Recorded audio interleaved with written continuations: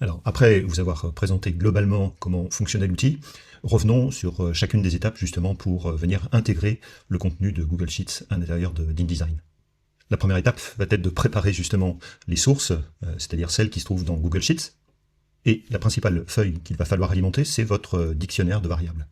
Alors, ce qui est important, c'est d'avoir au minimum une colonne variable, vous l'appelez bien entendu comme vous voulez, et une colonne valeur. La colonne variable va servir tout simplement à marquer le document InDesign avant l'injection des informations, et une fois qu'il aura trouvé la balise en question, la variable, eh bien, il va la remplacer justement par la valeur finale. Alors, pourquoi est-ce que j'ai créé cette colonne mots-clés? Tout simplement parce que je souhaitais essayer de normaliser un petit peu le nom qui était employé justement pour ces variables, pour qu'une fois dans InDesign, je puisse les distinguer les unes et les autres. Donc ici, c'est complètement ouvert, c'est-à-dire que soit ce sont des valeurs qu'on va saisir directement, ou bien ça peut être également le résultat d'un calcul. Ici, je viens mettre en dur total, un trait d'union, je viens ensuite chercher une case en particulier qui est ici la case L3, et ensuite je viens à nouveau saisir en dur cette partie ici tirée générale.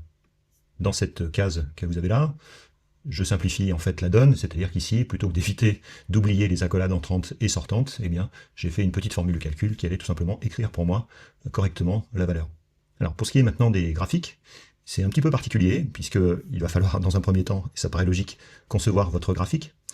J'ai laissé de côté, par exemple, le trimestre 4. Alors, l'idée ici n'est pas de vous montrer comment on fait des graphiques, mais simplement comment on récupère l'information justement qui va permettre d'alimenter ce dictionnaire. En fait, quand vous concevez des graphiques, à l'intérieur de Google Sheets, vous avez un petit menu qui apparaît ici et qui va vous permettre justement de venir publier ce graphique. En premier lieu, ce que fait Google Sheets, c'est qu'il va vous permettre de le publier de façon interactive. Or, c'est pas ce que l'on veut, on souhaite en fait en faire une image. Lui va générer une image au format PNG, donc si jamais je publie cette image, eh bien, il va me communiquer un lien, et c'est ce lien qui va représenter justement la valeur que je vais saisir à l'intérieur de mon dictionnaire. Je copie cette valeur, je reviens ensuite dans mon dictionnaire. Ici, c'est le mot-clé, je saisis en dur. Ici, c'est la formule que je vais pousser vers le bas. Et ensuite, eh bien, je viens coller tout simplement l'URL qui m'a été fournie. Dans cette URL, si on ouvre un nouvel onglet et que j'exécute justement cette URL, vous voyez qu'on a clairement l'image en question. Voilà, première étape terminée. Ensuite, c'est dans InDesign que vous allez construire justement ce coulage de contenu au travers justement de ces fameuses variables que vous allez disséminer un peu partout. Soit elles sont à l'intérieur d'un bloc de texte traditionnel. Alors, ces variables peuvent être des éléments individuels, ça va être le cas ici de cette variable, mais ces variables peuvent être aussi constituées de plusieurs valeurs. Ça va être ici le cas de cette variable famille. Si on revient à la source, vous voyez que famille a tout simplement des valeurs boulonnerie, électricité, outillage, peinture, plomberie, et vous avez cette balise BR qui va en fait être interceptée par InDesign lors du coulage et va générer en fait un saut de paragraphe. Tout cela, bien entendu, associé à des feuilles de style, puisque là vous avez une feuille de style de paragraphe qui a entre autres comme paramètre d'Elisapus. Et le deuxième type de valeur va se trouver en fait à l'intérieur des blocs images. Alors pour cela, dans le menu fenêtre, utilitaire, je vais afficher ici intitulé de script pour vous montrer justement qu'à l'intérieur de ce bloc, on a à nouveau la variable qui apparaît ici. Alors comment est-ce que vous allez vous souvenir de toutes les variables que vous allez saisir? Eh bien, je vous ai mis à disposition un utilitaire justement qui va le faire pour vous, Smart Linker. Quand vous l'exécutez, il va avoir besoin de l'URL de partage ou éventuellement d'un fichier local. On va récupérer le lien justement de partage de cette feuille en particulier en séparateur tabulation et j'ai copié l'URL. Je saisis cette URL, et le cas échéant, je vais pouvoir aussi mettre la plage de cellules. Ici, comme nous avons rajouté des lignes supplémentaires, il va falloir aller jusqu'à C36, donc je vais modifier la valeur de fin, de façon à ce que toutes les lignes soient prises en compte. Et je viens ensuite télécharger les informations. Vous allez vous retrouver avec cette boîte de dialogue. Alors vous allez me dire, mais où sont passées toutes les variables? Eh bien, c'est là qu'intervient justement la magie de cet outil, c'est qu'il va intercepter les trois colonnes que l'on a saisies dans ce dictionnaire. Et nous, ce qui nous intéresse, ce sont les variables. Donc en se positionnant sur la colonne 2, eh bien, vous voyez qu'on a toutes les variables qui apparaissent ici. Donc il n'est pas nécessaire ici que vous reteniez tous les noms. Donc par exemple, j'ai besoin d'aller identifier ce bloc image avec le deuxième graphique. Donc à ce moment-là, je sélectionne mon bloc image, je viens double-cliquer sur la variable, Et vous voyez qu'automatiquement, elle vient s'inscrire dans les intitulés de script. Je fais la même chose pour les autres. Trimestre 3 et trimestre 4. Ensuite, ce script, eh bien, on n'en a plus besoin puisque l'intégralité du document a été justement marquée par les champs de fusion. Donc je peux quitter ce script. L'étape suivante va être de lancer justement le script principal qui lui va s'occuper justement de cette fusion. Même chose, on a besoin de lui confier une URL, une plage de cellules, et ensuite on se connecte au dictionnaire. Et à nouveau, il nous liste en fait les colonnes qu'il a trouvées dans cette plage de cellules de A1 à C36. Donc on va lui indiquer tout simplement là où sont les étiquettes, donc ces fameuses variables, et ensuite la colonne des valeurs. Une fois qu'il aura trouvé la variable, il va l'associer à la valeur qui est en dessous. Et ensuite, vous n'avez plus finalement qu'à injecter les données. Et il vous indique au final que 35 textes ont été injectés, que 4 graphiques ont été importés.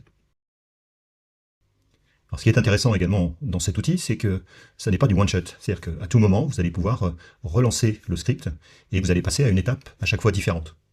Si je le relance, il va nous proposer en fait soit éventuellement de modifier la plage puisque vous avez rajouté un 5e graphique par exemple, ou alors vous avez des données qui ont été justement modifiées à la source, et à ce moment-là, en cliquant sur ce bouton de rafraîchissement, eh bien, il va recouler le contenu en fonction, bien entendu, des informations qu'il a trouvées de l'autre côté.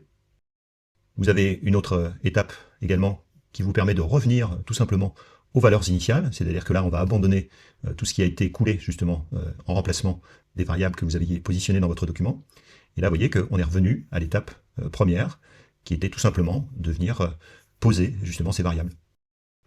Bon, la dernière étape, vous l'aurez compris, c'est une déconnexion. Alors vous voyez que là, le lien n'est pas rompu. Il se souvient également des dernières valeurs que vous avez saisies. Donc rapidement, je vais pouvoir remettre en l'état le document. Alors ensuite, la dernière étape, c'est de dire oui, mais c'est gentil, mais je me retrouve avec des éléments, ces valeurs qui sont mises en surbrillance ici en cyan. Alors pas de panique, il s'agit simplement d'une mise en valeur à l'écran, puisque si vous imprimez ce document, ou si éventuellement vous l'exportez en PDF, eh bien vous n'aurez pas du tout ces surbrillances. Ces éléments sont là simplement pour vous indiquer quelles sont les variables justement qui ont été coulées dans le document, et quelles sont celles justement qui sont mises à jour. Et donc, pour terminer, eh bien, il y a une interaction totale possible. Alors, ces deux scripts sont bien entendu complètement indépendants, mais dans ce document, par exemple, on peut à la fois marier VDP Report Maker avec l'autre script qui est VDP Table Maker, et qui vous permettra justement de couler à la fois du contenu dans des blocs de texte traditionnels, mais également dans des tableaux. Donc, par exemple, ici, on va aller chercher le contenu d'une autre feuille. J'ai dédié donc cette feuille 4e trimestre en pourcentage justement à cela, et on a besoin de venir chercher justement ce tableau qui va ici de A12 jusqu'à E17. Pourquoi pas simplement D17, puisque cette colonne format, on n'en a pas forcément besoin. Ici, ce sont des valeurs en pourcentage, donc on n'a pas de sous-totaux ou de totaux généraux, totaux lignes, totaux colonnes et totaux généraux dans cette case. Donc on peut s'arrêter tout simplement ici à D17.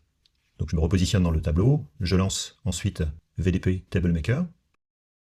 Alors, il me manque une chose, je retourne à l'intérieur justement de Google Sheets, et j'ai récupéré l'URL de partage, qui correspond à la feuille sur laquelle je suis, toujours en séparateur tabulation. Je copie cette URL, que je viens coller, et je lui indique la plage, que j'ai oubliée. On va retourner. Donc il s'agit de A12 jusqu'à D17. Une fois que c'est fait, vous connectez. Ici, je n'ai pas besoin de filtrer des informations, puisque je veux l'intégralité des familles. Je vais valider et générer ensuite le coulage des informations.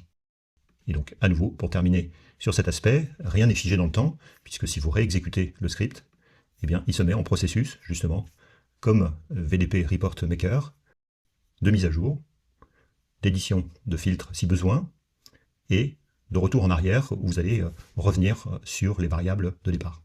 Alors, sympa ce concept. J'ai hâte de voir ce que de votre côté, vous allez pouvoir générer.